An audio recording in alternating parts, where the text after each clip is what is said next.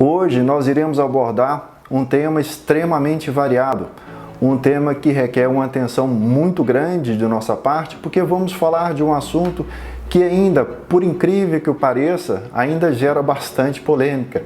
Nós vamos falar a respeito das cerâmicas odontológicas que fazem a composição das chamadas restaurações metal free. Essas restaurações livres de metal são restaurações que fazem parte do portfólio diário de todas as clínicas odontológicas espalhadas em todo o nosso país. Vocês vão ver que, infelizmente, essas dúvidas que são geradas sobre este assunto, elas não se sustentariam se por acaso nós soubéssemos um pouco mais a respeito de alguns pequenos detalhes que existem nos diversos laboratórios de prótese. Eu vou chamar a atenção para vocês que são alguns detalhes que nós observamos no laboratório que irão resolver muitos dos nossos problemas. Além, obviamente, de toda essa parte que nós abordamos inicialmente, principalmente quando falamos a respeito de luz e cor, quando nós falamos de opacidade e quando nós falamos de translucidez. Olha, é um assunto, de novo, muito interessante. Eu tenho certeza, novamente, que vocês irão gostar e eu estou torcendo para que você nos dê resposta a respeito deste nosso assunto. Como nós temos um subsídio pelas aulas teóricas que nós já tivemos, eu gostaria de colocar já nesse instante quais são os questionamentos mais comuns que estão presentes em nosso dia a dia quando o assunto são as restaurações do tipo metal free. Este questionamento ele esbarra principalmente quando vamos encontrar para executar as preparações do tipo faceta ou mesmo lâminas de cerâmicas, quando nós encontramos um substrato escurecido.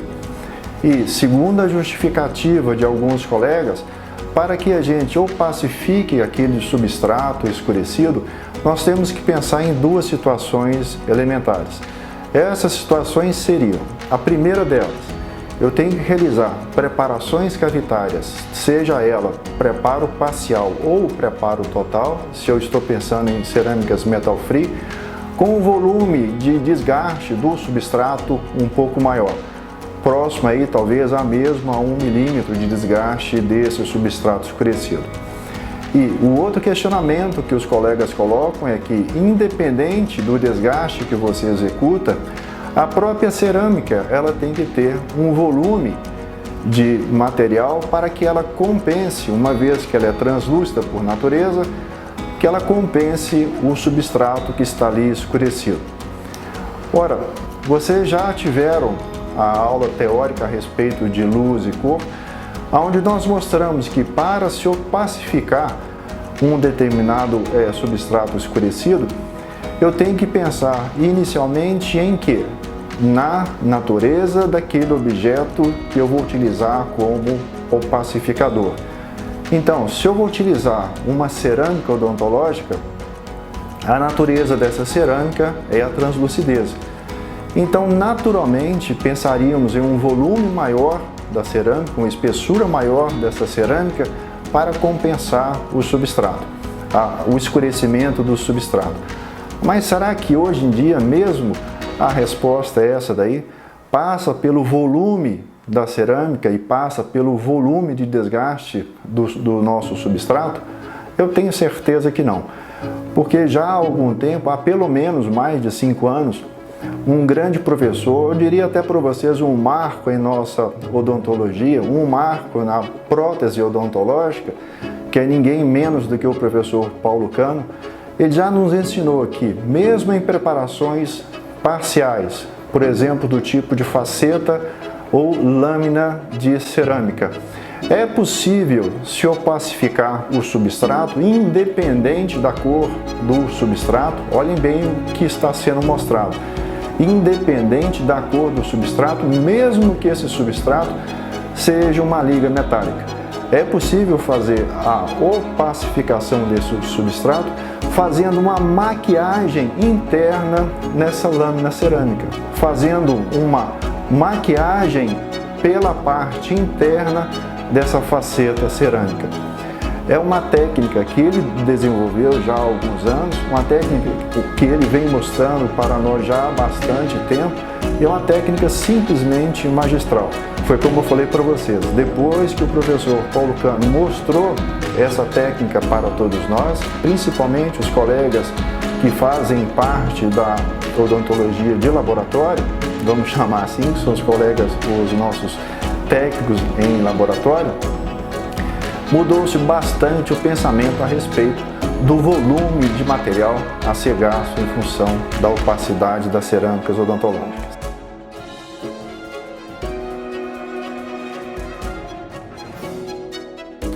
E para que vocês se certifiquem da importância dessas afirmações que acabamos de passar para todos vocês, de que não é o volume da restauração cerâmica e tampouco o volume de desgaste que foi realizado ou que é realizado no substrato, que são os responsáveis pela opacificação daquele substrato escurecido, estamos passando agora uma sequência clínica onde ocorreu exatamente esse pensamento pelo colega.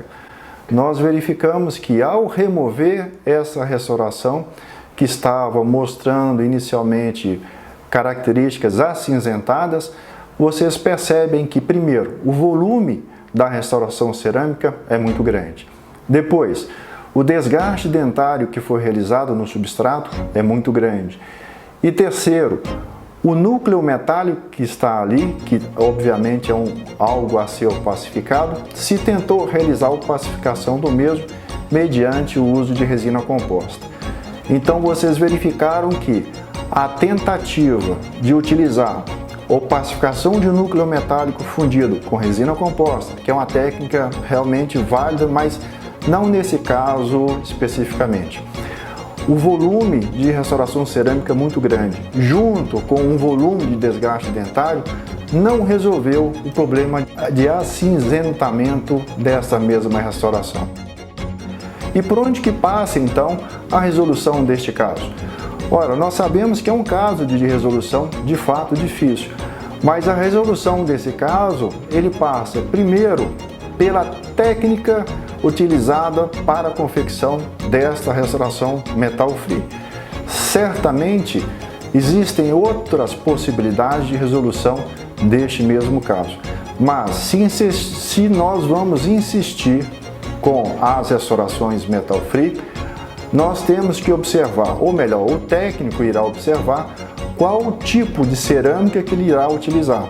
Se é uma cerâmica cujo núcleo cristalino dela é caracterizado por disilicato de lítio, ou se ele é caracterizado por feldespato, e na escolha de um ou de outro, ele vai também verificar se existe a necessidade de uma opacificação interna dessa mesma coroa total ou deste mesmo laminado, se for o caso em situações semelhantes. Se ele vai ou não opacificar a parte interna desse laminado, dessa futura coroa que irá ser colada, que irá ser aderida a este substrato.